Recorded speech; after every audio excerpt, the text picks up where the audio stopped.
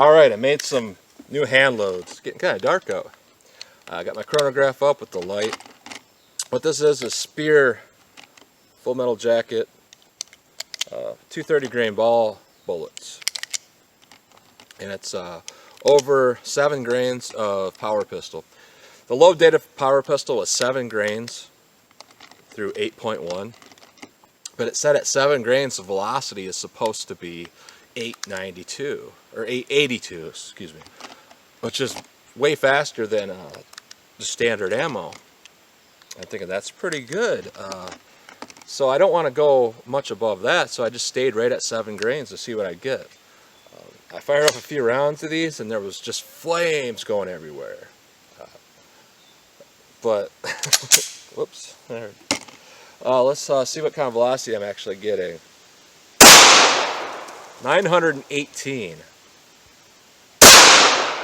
903,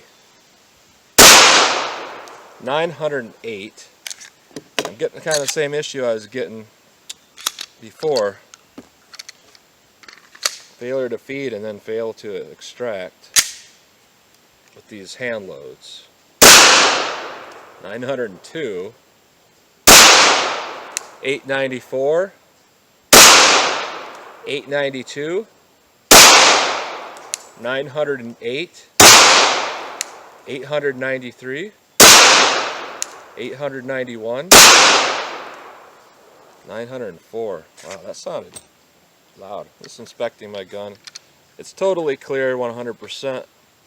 And I'm going to do what people say don't do, but it's what you got to do if you're into this stuff. I'm going to look down the muzzle, make sure that nothing looks odd, nothing looks strange, nothing looks out of the ordinary. Take a look at a brass if I can find one. Brass looks fine, and primers are fine. They're not flattened out or anything. You still got the divot right here, so it's not overpressured. Overall, I'd say it's a good round, and I don't see any reason to go up from that. That's quite a handful of a round right there, in and of itself, at the starting charge. So, I like that. I'd say it's a round I'm going to keep.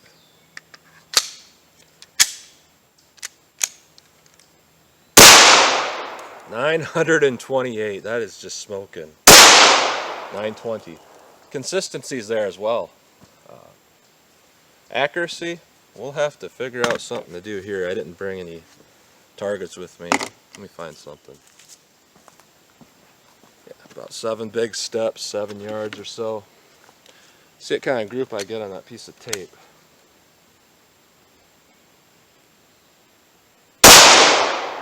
Hit the tape. Might be a little low.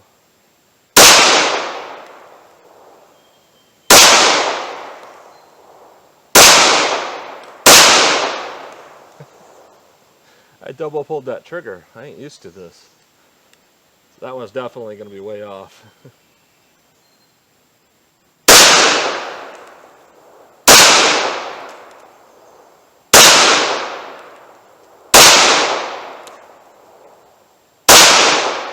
So a lot of them are a little bit low. I got probably 6 hits on that tape.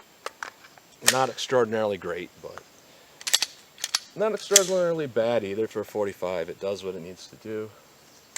Let me do a little redneck testing. It's a little sapling over here. Let's see if I can hit it. It's hard to see. Yeah, you can kind of see it there.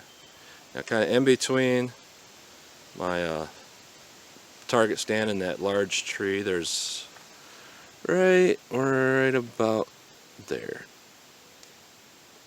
Looks like it's about that big around, and we're about 15 yards from that. Let's see if I can nail that thing from here. Right next to it.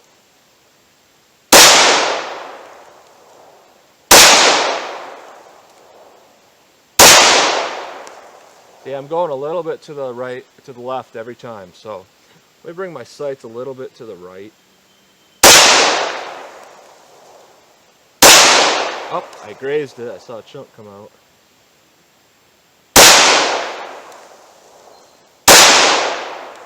I'm just grazing it every time, or right next to it, I mean. Not able to hit it again. Alright, we're clear. Did kind of get it once. I got it 900 feet per second. We got to get some good damage there. It looks like I hit it twice. Alright, look what it did to it. There and there.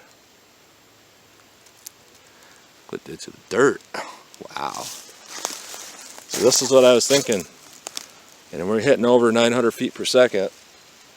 Even at this range, we're going to be a good 875 or so. Yeah, it's got some redneck knockdown power, I would say. So, that's pretty cool. There's one other thing I wanted to mention about this Glock here. I just realized it. Researching it last night, it is not just the Glock 41. It is a Glock 41 MOS. Modular optic system. It's got the spot up here for it. And it came with the modular adapters, still brand new in the packaging. This gun was sold as used, but it was brand new. It was never fired. And it had replaceable back straps, and I put the one with the beaver tail on it. And the second I put that beaver tail on there, what came very apparent to me was this. That's a 1911 rounded muzzle part there. So when you look at it with the beaver tail on the front of that muzzle, that's a Glock 1911. They finally made it.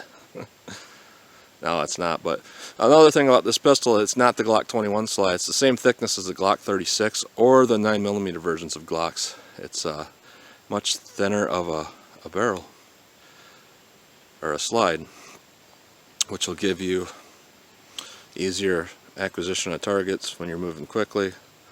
It's just a thinner blade in general.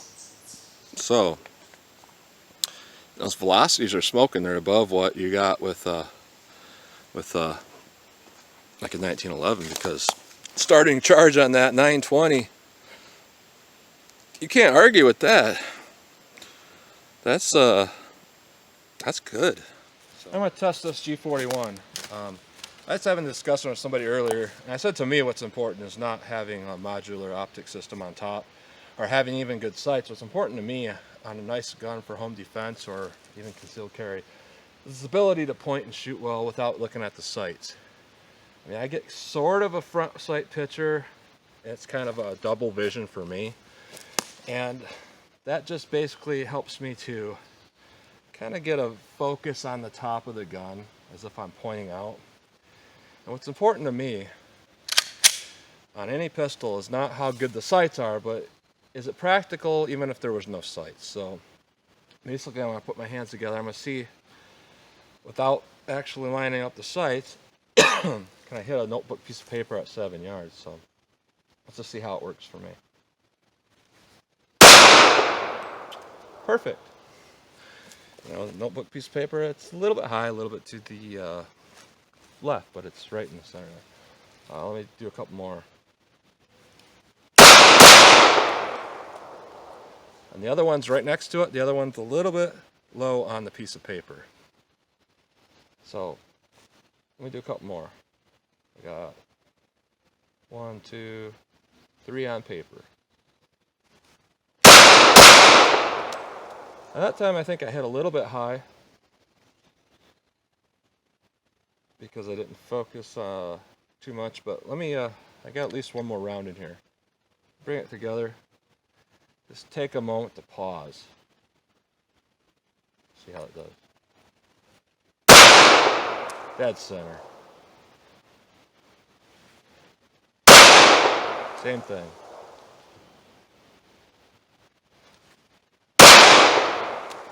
So, it's usable for me. I'm going to get that piece of paper. So for me, this is what's important for me.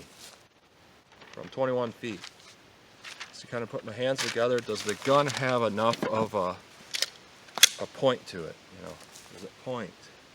This does seem to point naturally for me, because no matter what I did, it wanted to kind of come center, and that's what's important to me for a good gun. Be able to pull it out, point and shoot, have a nice natural feel, and this definitely passes the test. So, oh, look at the mud.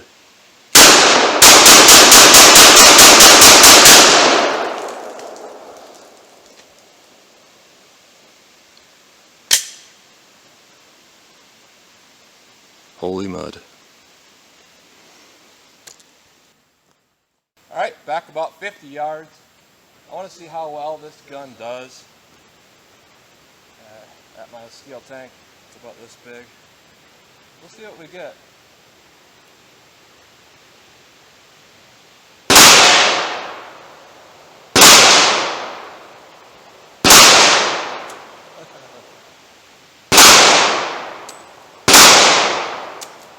A little bit of a hang up on my hand load here.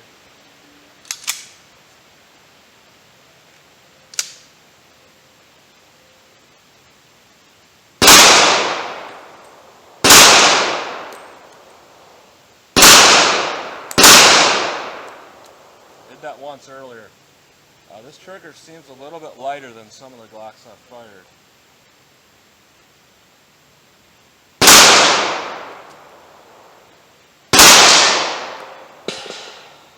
Uh-oh. To reset that.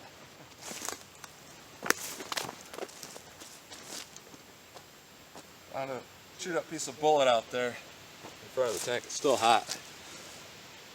Still a lot of lead left. I set it up, it's going to take substantial force to push it over, so if it falls over from this distance, I'll be kind of surprised. There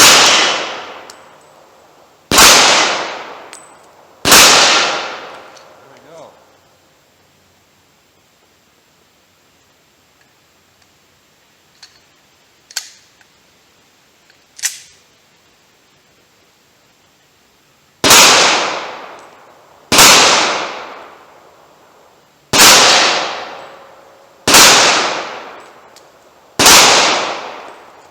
Pulling them now. Let me focus here. Alright. It's hitting a little bit to the left for me. Let me aim it to the right.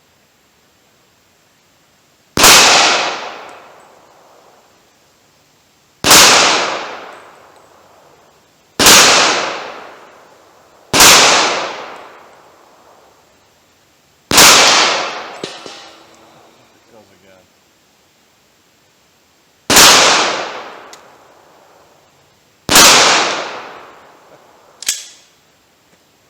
That was pretty cool. So, that's my Glock 41, and as always, thanks for watching.